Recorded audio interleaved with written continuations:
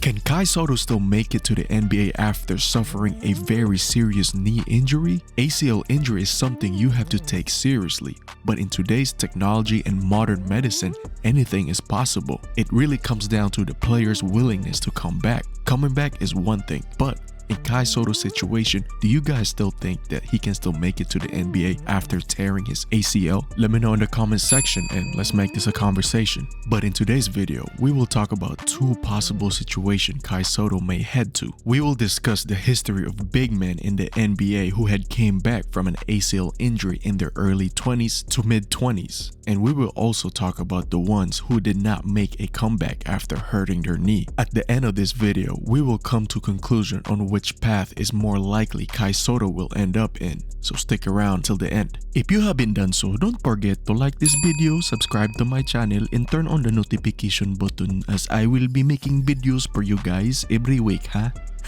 Okay, let's get to it now. Let's start with the players that wasn't the same after the injury. These players that I'm about to mention are just not any regular lottery pick players. These players are first overall picks in the respective draft class. These players had huge names when they were entering the draft back in the day, and their names were so big where some of them were even considered as a bust, which is very sad because when injuries occur or when injuries happen in NBA players, you can't really control that, and you can't call people a bust because of an unfortunate situation that had happened. Greg Oden was one of those players that had to deal with this unfortunate situation. Greg Oden was drafted in 2007 first overall pick by the Portland Trail Blazers. Oden never really had the proper chance to really prove himself among his peers in the NBA. Just a couple of months after Greg Oden got drafted by the Portland Trail Blazers, Oden had to get surgery on his knee, which overall resulted for him to miss the entire NBA season, which was also his rookie season in 2007-2008. Although Kai Sotto is about 3 inches taller compared to Greg Oden at 7 foot, Oden is much heavier, weighing at 275 pounds and Kai Sotto at 230 pounds. That's 50 pounds difference even though Kai Sotto is 3 inches taller.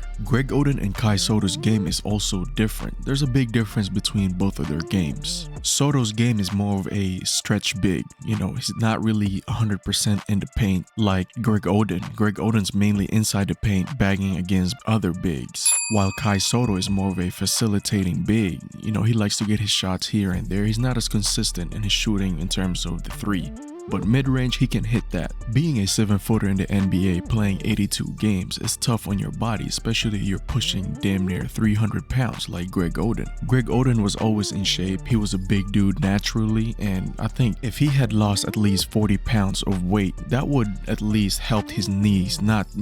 There's a lot of wear and tear in your knees over time when you're playing basketball, and carrying that much weight doesn't really help you. Another 7-footer that we can also talk about is Yao Ming. At 7'6", Yao Ming's situation was a little bit different compared to Greg Oden. Instead of a knee injury, Yao Ming had a foot injury that ultimately ended his career. Yao Ming only played 8 seasons in the NBA, which is unbelievable because it felt like he was there for 10 to 15 years. Throughout his NBA career, Yao Ming was playing well over 300 pounds. Yao Ming at one point was weighing 311 pounds in his NBA career. In Kai Sotto's situation, it doesn't really make any sense for him to have an ACL injury early in his career. He's only 22, 23 years old, and he's weighing around 230 something pounds. And the timing of the injury was very early in the season. It wasn't even the second half of the season. I would understand if it was in the second half of the season due to fatigue and stuff. Maybe you might be able to argue that he's playing basketball year around because of Gilas Filipinas. And we might also have to look at the trainers that's around Kai Sotto year around. Like, is he getting the right nutrition around him, the right,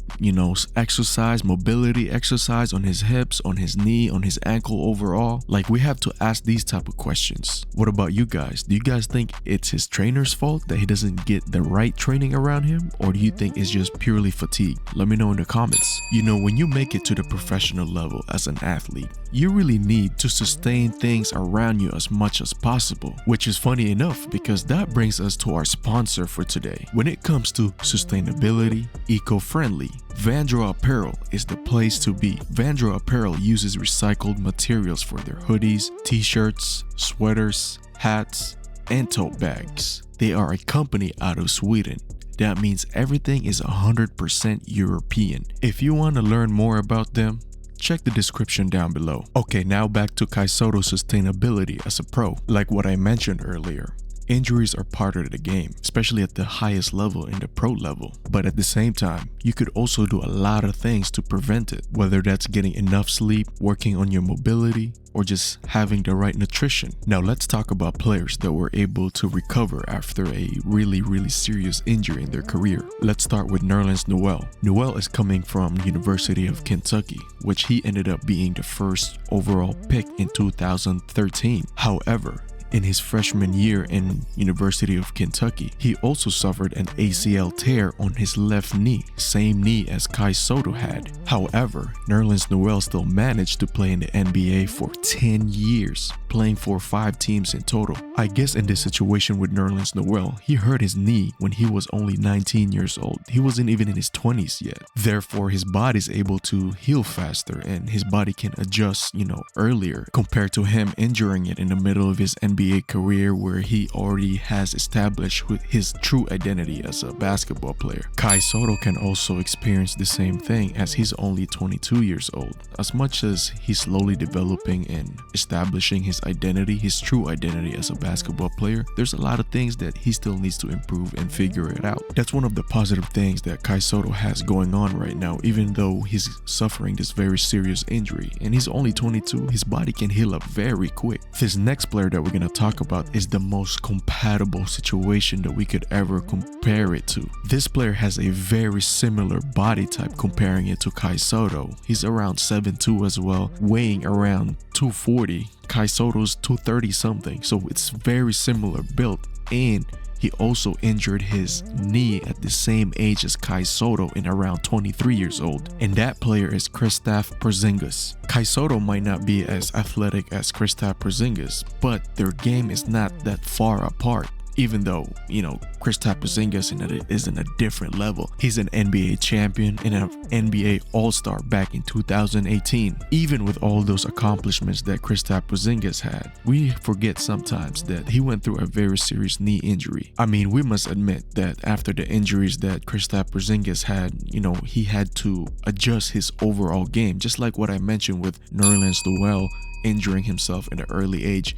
You still have time to adjust your game, because when you're that young, you're still figuring out the whole game, especially at the NBA level. And Kai Sotto is definitely still figuring out his own game. As much as he improved in the past few years, there's still a lot of work that he needs to do, and it's just unfortunate that he went through this injury, which is a minor setback for him. Now, after giving you guys 2 different examples of NBA players that went through injuries and came back even better, and other NBA players that went through the same injury and wasn't the same after, let's go back to the original question that we were asking earlier in this video. Can Kai Sotto still make it to the NBA after hurting his left knee? At the end of the day, it's really up to him. It's in Kai Sotto's hand and what he really wants to do. But in today's technology and modern medicine, I can see Kai Sotto taking the path of similar to Kristaps Porzingis. Kristaps Porzingis was never the same after his ACL injury. He wasn't as athletic as he used to be, but his game did adjust and became much slower,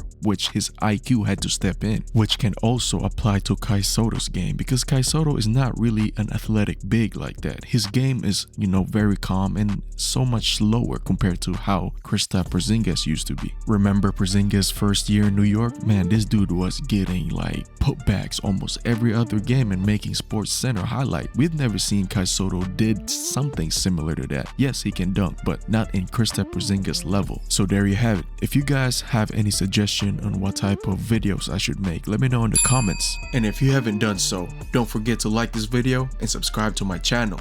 And we will see you on the next video.